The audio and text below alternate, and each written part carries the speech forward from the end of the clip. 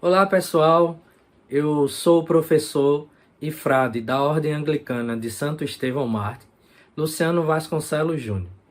Nós estamos fazendo uma série sobre a história da Igreja da Inglaterra e hoje nós vamos abordar a vida de dois personagens que bastante contribuíram para a história da Igreja durante o período das invasões normandas. Estou me referindo a Lanfranco de Bec e a Santo Anselmo. Curiosos? Curiosas? Então continuem por aqui e vamos junto.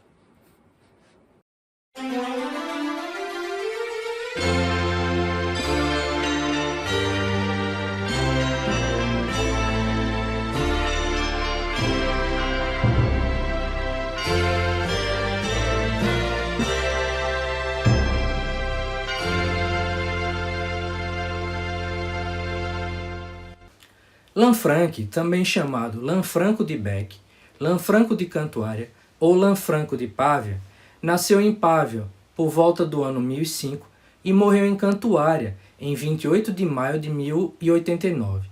Ele foi um teólogo e reformador da Igreja Inglesa. Após estudos em Pávia, particularmente sobre direito canônico, Lanfranco deixou a sua pátria e partiu para a França, tornando-se assim, em 1039, professor de Avranches e, por volta de 1042, entrou na abadia do Bec, na Normandia. Foi nomeado prior 3 anos depois, criando então uma escola que rapidamente adquiriu boa reputação, atraindo alunos como Ivor de Chartres, o futuro Papa Alexandre II e Anselmo de Cantuária. Em paralelo, dedica-se à exegese e à edição de textos dos padres da Igreja. Compõe comentários sobre o livro de Salmos, a De Civitate Dei de Santo Agostinho e o Moral de Job, de Gregório o Grande. Em 1049, Lanfranco toma parte na controvérsia da Eucaristia, opondo-se a Berengário de Tours, que afirma que a presença de Cristo é puramente simbólica. Ele próprio é partidário do que viria a ser a doutrina da transubstanciação. É um dos primeiros a recorrer às categorias de Aristóteles para distinguir a aparência do pão e do vinho da sua essência ou substância que, segundo ele, é alterado durante a consagração. Em 1050 assiste ao Concílio de Roma e condena Berengário. Ele vai estar presente nos concílios de Vercelli, em 1050, e de Tours, em 1055, onde continuará a atritar com Berengário. Em 1059, a Igreja Católica adota a presença real. Durante um concílio em Roma, Berengário é novamente condenado.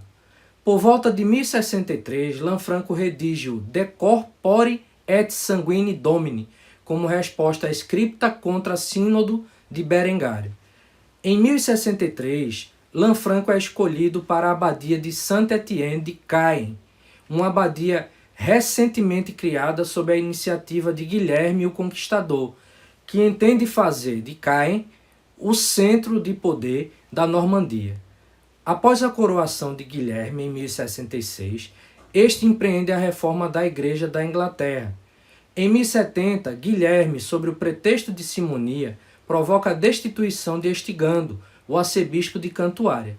Este último é substituído por Lanfranco, que recebe o palio em 1071 das mãos de seu antigo aluno Alexandre II. O seu episcopado é marcado pelo compromisso na luta de poder entre príncipes e papado, assim como pela concorrência do arcebispo de York, que pretendia o cargo de primaz. Em 1075, Lanfranco revela a Guilherme o Conquistador uma conspiração de Raul I de Gael e Rogério de Breteuil, Valdevo da Nortúmbria, que fizera jura de silêncio, confessara isso a Lanfranco. Este último pressiona Rogério de Breteuil a jurar fidelidade novamente e finalmente excomunga-o, assim como aos seus cúmplices. Informa então Guilherme, que estava na Normandia, intercedendo pela vida de Valdevo, provavelmente inocente, não querendo que seja executado por causa dos outros, mas falha em convencer Guilherme. Lanfranco foi um dos maiores homens da Igreja de seu tempo. Era consultado por bispos da Escócia e Irlanda e por bispos e abades da Normandia. Manteve-se próximo a Roma, mesmo sendo zeloso de seus próximos direitos e independência. Foi um grande edificador, principalmente em Cantuária, Rochester e Santo Albano. Construiu muitos asilos para mendigos e ajudou bastante os monges. No momento da conquista normanda e pelas mudanças que deveriam ser feitas e que afetariam a Igreja, a Inglaterra foi afortunada em ser dirigida não somente pelo rei Guilherme, mas pelo bispo Lanfranco. Anselmo de Cantuária, conhecido também como Anselmo de Aosta, por conta de sua cidade natal, e Anselmo de Bec, por causa da localização de seu mosteiro, foi um monge beneditino, filósofo e prelado da Igreja que foi arcebispo de Cantuária entre 1093 e 1109. Chamado de fundador do escolasticismo, Anselmo exerceu enorme influência sobre a teologia ocidental e é famoso principalmente por ter criado o argumento ontológico para a existência de Deus e a visão da satisfação sobre a teoria da expiação. Entrou para a Ordem de São Bento na abadia de Bec aos 27 anos e tornou-se abade em 1079. Tornou-se arcebispo de Cantuária durante o reinado de Guilherme II da Inglaterra. Foi exilado por 2 vezes, entre 1097 e 1100, e novamente entre 1105 e 1107, por Henrique I, por causa da controvérsia das investiduras, o mais importante conflito entre a Igreja Católica e os estados medievais durante a Idade Média. Ele foi proclamado doutor da Igreja numa bula papal de Clemente XI em 1720. Ele é venerado como santo e comemorado no dia 21 de abril. Em 1063, Lanfranco foi nomeado abade de Caen e Anselmo foi eleito prior em Bec, um cargo que manteve por 15 anos antes de tornar-se abade, depois da morte de Erluin, o fundador da abadia, em 1078. Foi consagrado abade em 22 de fevereiro de 1079 pelo bispo de Évreux, o qual foi acelerado porque, na época, a arquidiocese de Rouen, a quem se subordinava Bec, estava vaga. Se Anselmo tivesse que ser consagrado pelo arcebispo de Rouen, teria sido pressionado a jurar obediência, o que comprometeria a independência de Bec. Sob o comando de Anselmo, Bec tornou-se o principal centro de ensino na Europa, atraindo estudantes de toda a França, Itália e outras regiões. Foi durante esta época que escreveu suas primeiras obras filosóficas, o Monológio, em 1076, e o Proslógio, entre 1077 e 78. A elas seguiram os Diálogos sobre a Verdade, Livre-Arbítrio e a Queda do Diabo.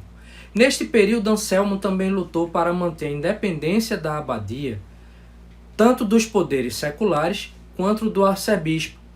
Posteriormente, Anselmo teve que lutar ainda contra Roberto de Belmont, conde de Leicester. Anselmo ocasionalmente visitava a Inglaterra para supervisionar as propriedades da abadia lá e também para visitar Lanfranco, que, a partir de 1070, havia sido nomeado arcebispo de Cantuária, de quem era considerado o sucessor natural. Com a morte dele em 1089, porém, Guilherme II da Inglaterra tomou as propriedades e as rendas da Sé e não nomeou um novo arcebispo. Em 1092, a convite de Hugo de Avranches, primeiro conde de Chester, Anselmo cruzou o Canal da Mancha. Na Inglaterra, permaneceu envolvido em assuntos da abadia por quase 4 meses e então foi proibido de voltar a Bec pelo rei. Guilherme ficou seriamente doente de forma súbita em Alveston no ano seguinte e, movido por um desejo de compensar por seus atos pecaminosos que acreditava serem a causa de sua doença, permitiu que Anselmo fosse nomeado para a sé de Cantuária em 6 de março de 1093. Nos meses seguintes, Anselmo tentou recusar o posto, alegando estar velho e doente. Em 24 de agosto, apresentou a Guilherme as condições nas quais estaria pronto a aceitar o posto. Elas eram parte de uma agenda de reformas gregorianas. Guilherme deveria devolver as terras da sé que havia tomado, deveria aceitar a preeminência dos conselhos espirituais de Anselmo e deveria reconhecer Urbano II como Papa e não Clemente III. As recusas de Anselmo ajudaram a melhorar sua posição na barganha, enquanto os termos eram discutidos com o rei, que estava profundamente relutante em aceitar as condições impostas por ele. Guilherme cederia apenas à primeira. Alguns dias depois, Guilherme tentou voltar atrás, até mesmo nisso, e suspendeu a investidura de Anselmo, mas, pressionado pela população, foi obrigado a seguir adiante com a nomeação. No fim, Anselmo e Guilherme concordaram que a devolução das terras de Cantuária seria a única condição aceita. Finalmente, os bispos ingleses lhe colocaram nas mãos o báculo e o levaram para a igreja para ser investido. Anselmo em seguida prestou homenagem a Guilherme e em 25 de setembro de 1093 recebeu de volta as terras de sua nova sé. Ele foi entronado no mesmo dia depois de receber a dispensa de suas obrigações na Normandia. Por fim, foi consagrado a ser bispo de Cantuária em 4 de dezembro. Anselmo dedicou-se à filosofia aplicando a razão em vez do apelo à autoridade das escrituras ou da patrística para estabelecer as doutrinas da fé cristã. Estilisticamente, os tratados de Anselmo assumem duas formas: diálogos de cunho pedagógico e meditações. Seu grande predecessor, João Escoto Erígena, foi mais especulativo e místico em suas obras. O mote de Anselmo era Fides Quarens Intellectum, fé em busca de entendimento, que para ele significava um ativo amor de Deus em busca de um conhecimento mais profundo de Deus. Ele escreveu: nem busco entender para que possa acreditar, mas acredito que possa entender. Por isso, também, acredito que, a não ser que eu primeiro acredite, não serei capaz de entender. Esta frase foi possivelmente inspirada por Santo Agostinho. Anselmo defendia que a fé precede a razão e que a razão pode expandir a fé. A obra-prima sobre a teoria do conhecimento de Anselmo é o tratado De Veritate, no qual afirma a existência de uma verdade absoluta da qual todas as verdades participam. Esta verdade absoluta, argumenta ele, é Deus, que é a base ou princípio de tudo e do pensamento. A visão de mundo de Anselmo era, grosso modo, a do neoplatonismo, que herdou do seu grande influenciador, Santo Agostinho, assim como de Dionísio Areopagita, possivelmente de Escoto. Ele também herdou sua forma racionalista de pensar de Aristóteles e de Boécio. As obras de Anselmo foram copiadas e disseminadas ainda durante a sua vida e exerceram grande influência sobre os escolásticos posteriores, como Boaventura, Tomás de Aquino, João Duns Escoto e Guilherme de Ockham. Seu tratado sobre a processão do Espírito Santo ajudou a guiar as especulações escolásticas sobre a Trindade.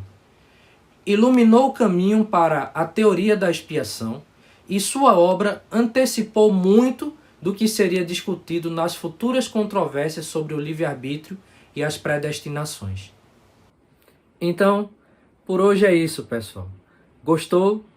Dá aquele joinha, compartilha para os irmãos e irmãs, para os amigos e amigas, e no mais, que Deus vos abençoe e até a próxima. Tchau, tchau.